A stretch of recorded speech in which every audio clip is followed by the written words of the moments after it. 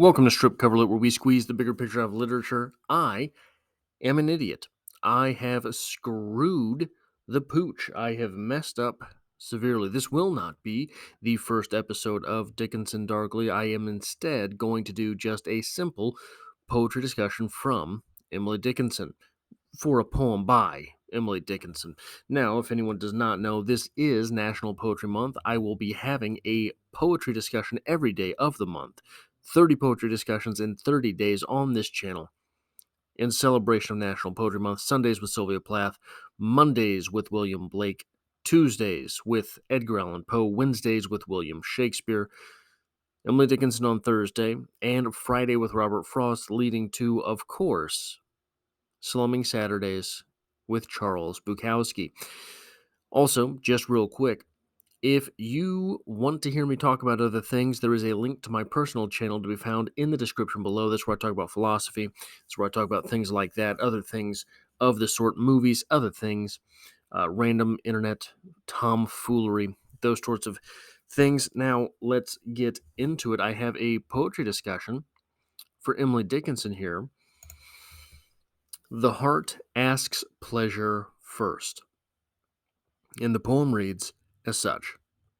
The heart asks pleasure first, and then excuse from pain, and then those little anodynes that deaden suffering, and then to go to sleep, and then, if it should be the will of its inquisitor, the liberty to die.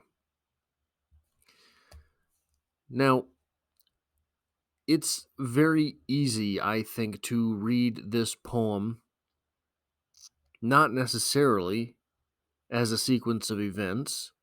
I think that it's easy to read this poem as maybe... I think it's easy to read this poem as something less than introspective. I think that it's easy to read this poem as sort of a observational type of poem. I don't think that is the case. I'm going to read it one more time, and I think that it is necessary to listen for what you're not hearing. The heart asks pleasure first, and then excuse from pain, and then those little anodynes that deaden suffering, and then to go to sleep, and then, if it should be the will of its inquisitor, the liberty to die. Never in this poem, never, not once in this poem, is anything granted. This poem is only failure. This poem is only no. The heart asks pleasure first, and then excuse from pain. And we're right into a downward slope from there. The heart wins nothing in this poem. And there is a slow spiral inward until we get to the liberty to die. Now, I want to talk about something else here that is, I think, very much related to this, something that we can... So, whenever I bring up terms like this, I want to make it very, very clear that I am not meaning to diagnose anyone or anything, right? That's sort of silly.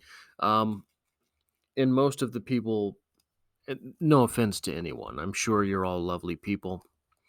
Most of the people I know, what is it, the DSM? That's the psychology manual, the DSM. Most people I know that have spent any considerable amount of time in the DSM are about as entertaining as the DMV. So I don't mean to throw around these terms in a diagnostic manner. I mean to throw them around as sort of a conversation starter. I mean to throw them around as something, a jumping off point. Learned helplessness. Learned helplessness is a state that occurs after a person has experienced a stressful situation repeatedly. They come to believe that they are unable to control or change the situation, so they do not try, even when opportunities for change become available. Now, did I get this? I did not get that. So, one of the studies that was done, and this is going to sound very, very cruel, but I didn't do it. It wasn't my idea. It was done before me. One of the studies that was done on something like learned helplessness, and I'm going to get the experiment slightly wrong, so don't crucify me if you know the experiment. It's going to be more or less as I'm saying it. Dogs were put into a cage, and some dogs, the bottom of the cage every once in a while would have a little electric jolt sent through it. Bzzzt. If the dog pressed a lever in one control group, the dog pressed a lever, the buzzing, the electrical current, the shock stopped.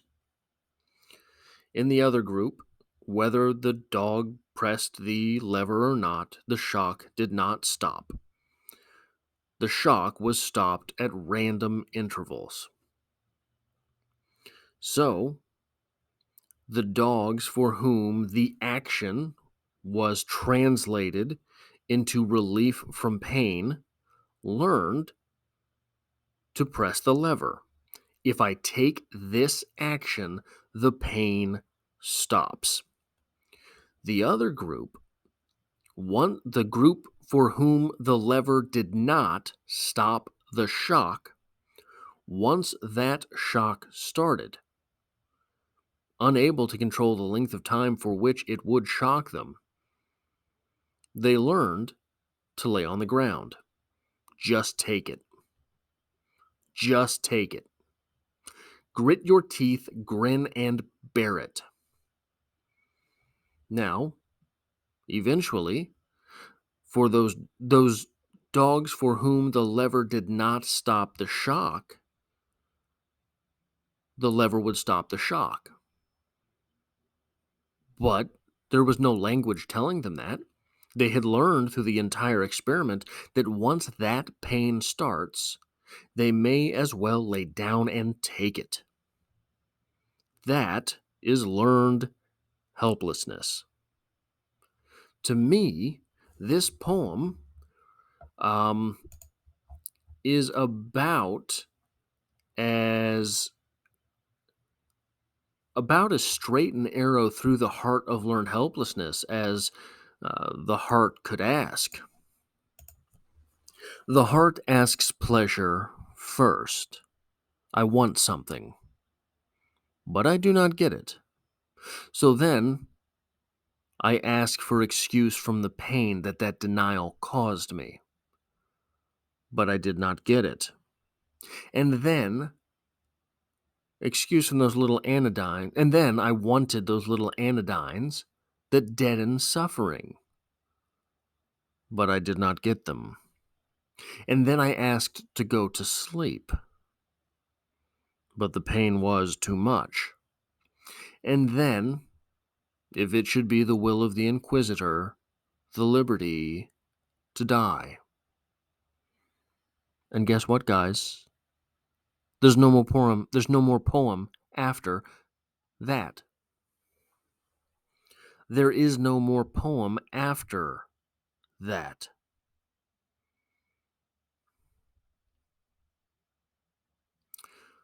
So the heart does ask pleasure first.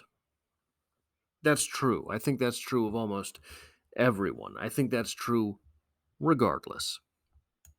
This is where we have a little bit more say-so over the situation than is necessitated in this poem, than is observed in this poem. This area here. That's where we have a little bit more say-so over things. But had the speaker been granted the say-so over things, we would not have this poem. This poem would not present such a beautiful talking point for what it means to take one's destiny into his or her own hands. Yeah, the heart wants pleasure first, but everyone has to deal with that pain, at least sometimes, at least for some things. How we handle the excuse from pain, or to grit and bear the pain, or to turn the pain into something more productive, or to ignore the pain and ask another pleasure. These are the different avenues that present themselves to us. I think this is just I don't know. It's one of the sadder Emily Dickinson poems. Um, Maybe that's why I brought it to you in the event that I screwed up, right? I had promised something and did not come through. That is all I have for this poetry discussion. If you want to help me out with what I'm doing here on this channel, hitting the like button sure does that trick. It lets YouTube know to share this video with other literature lovers. If you find yourself here by chance but not design literature, poetry, short stories, novels, those are the only things that I talk about on this channel. And consider hitting the subscribe button. Stick around for more. And there are 30 poetry discussions in 30 days here for National Poetry Month. So I hope to have you back for the next one.